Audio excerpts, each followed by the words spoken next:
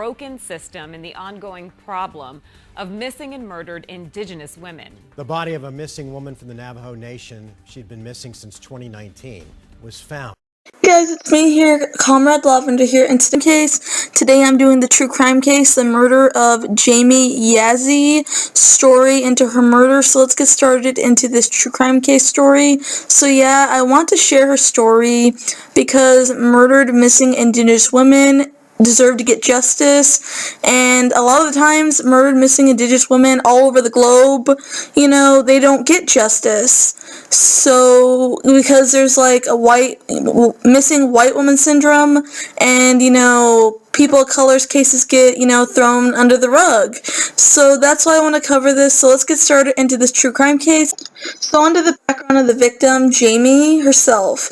Jaime was a mother of 3 children and kids. A nursing assistant was her career, and to her family, she was described as a caring, loving person who had helped people in need. She was just described as a beautiful human being. She's described by family and friends also as well. She was the type of person that you could meet one day and become best friends with the following day. The events leading up to her murder and the story behind this whole situation, this true crime case story. She went missing on June 30th, 2019. Her family knew something was up and something was very, very, very, very, very wrong, because it was not like her to leave without communicating with anyone or her family or friends, and just going totally silent on them. That was very, very unusual to them. 12 days after she went missing, the FBI searched and raided James, her boyfriend's house, finding what appeared to be blood in the bedroom used by Jaime and James, on the drywall and baseboard in the bedroom, in the hallway, on the front porch of the area. She was listed as a missing person by both federal and tribal law enforcement agencies. Because Jaime's DNA was not available, they had to use samples from her parents to create a DNA profile of her and on her. It would take more than 2 years for the results to come back, and on September 7th, 2021, the FBI lab reported that it was Jaime's blood that was found at the crime scene. On November 23rd, 2021, Jaime's remains were found.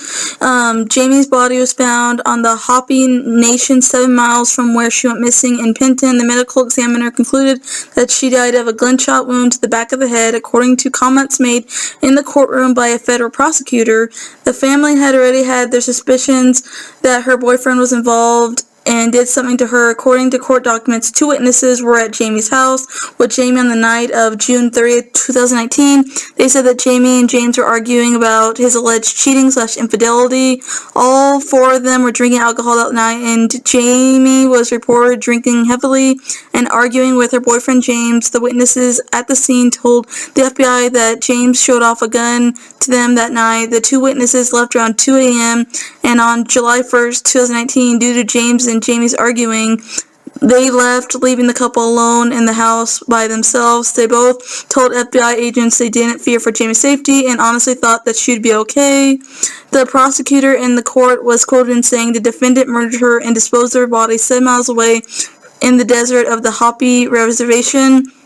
Due to the active investigation to this very day, her body has not been released back to the family. They have been unable to hold a funeral or burial for her. After the hearing, her family and friends held signs outside the courthouse that the names of different missing and murdered Indigenous people as well. They wove 2 flags, one with a red handprint in honor of murdered missing Indigenous women symbol and another with the seal of the Navajo Nation on it. The indictment accuses James, the boyfriend of the victim, of committing acts of domestic violence against 3 different victims between 2018 and 2021, including suffocation, strangulation, kidnapping, and assault with a dangerous weapon.